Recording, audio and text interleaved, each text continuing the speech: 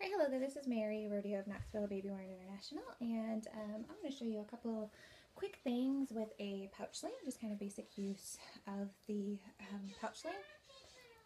So, first of all, it's the most important to find the proper fit to you. So I'll sort of show how you'll go about fitting yourself for a pouch sling. First of all, easiest way with measuring tape, you're going to just kind of go across, sort of top of shoulder, go across body, and you want it to end right about hip bone-ish, basically, or belly button-ish, which is a little off on me, which is a tiny bit of slack. Mommy. And you can do the same thing if you have pregnant belly or whatnot coming around from the back as well.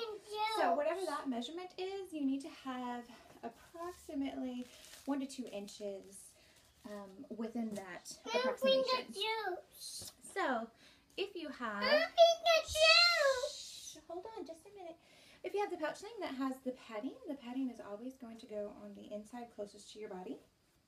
And you're going to keep it folded up like a tube. And then one side of that tube is going to go across your body, basically. So over one shoulder and across your body, you can situate that into the center, your padding into the center where baby is going to be sitting. So that is how approximately your pouch sling is going to be fitting at the moment. No, it's not. Go on. So this is how your pouch sling should basically fit. Mine's just a teensy bit off on me at the moment simply because of the pregnant belly. So a couple things that I'll show you on how to use your pouch sling now, and jump off of my hope chest here, is how to properly position a baby into a pouch sling. So you have a couple of different options. The first is the most recommended option. I'm going to be using a just kind of newborn size baby doll, a little bit bigger than a newborn, so probably about 3-4-ish months. Yes, it is. It is for coming. Go. So you're going to just hold baby in a kind of burp position, and you're just going to sort of drop baby's legs in and through. You can do it more than one way. Depending on the age of the baby, you can technically do a legs in position where you'll actually drop them completely into the pouch.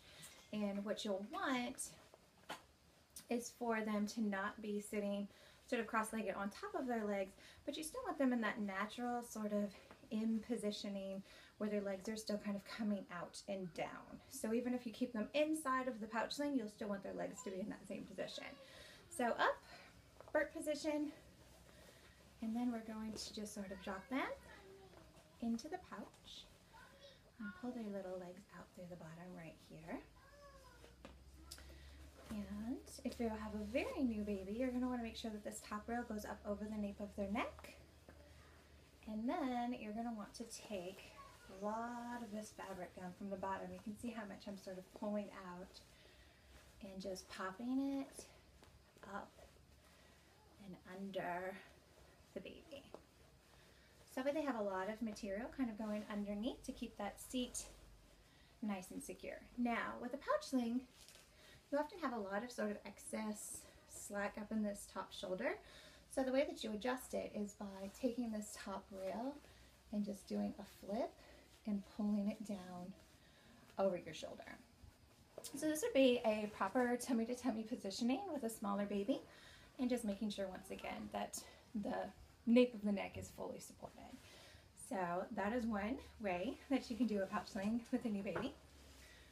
And another way is to do the actual cradle position. Now with the cradle position, your most important thing is to make sure that baby never gets in a position where the material is causing them to slope all the way down, and they can go into what's called a chin to chest position, which can cause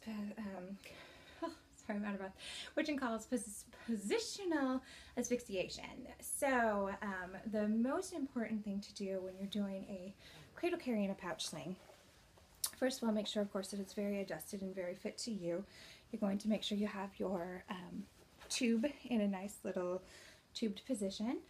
Baby's going to go into it like you would be holding them in a cradle position in your arms. However, baby always needs to be close up on your chest, and they're actually going to sit in a kind of semi-upright-ish position, more so in this position than actual laying down cradle position. So I'm going to start with baby over on this side and just sort of supporting their head with my elbow right here. I'm going to drop their bum into my tube, making sure that their legs are nice and cozy and supported. Their body's not twisted around, but it's in a sort of upright position. And just sort of work them into that sort of semi-upright positioning here. And then from there, you can just kind of go around, make sure everybody's tucked in. Once again, if you don't want this material to get too floppy. If it's sort of too floppy, then once again, baby can get into that bad positioning. So if need be, again, just sort of pull and then adjust as needed.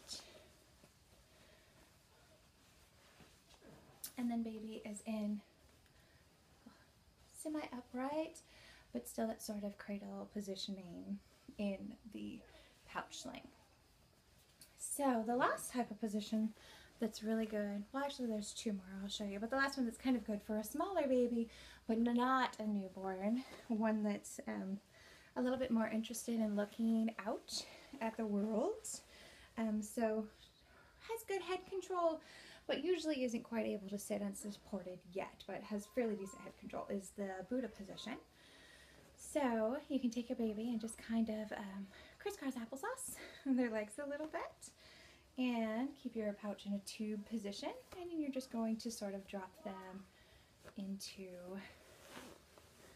that tube of fabric. Make sure there's lots of material coming up behind baby as well.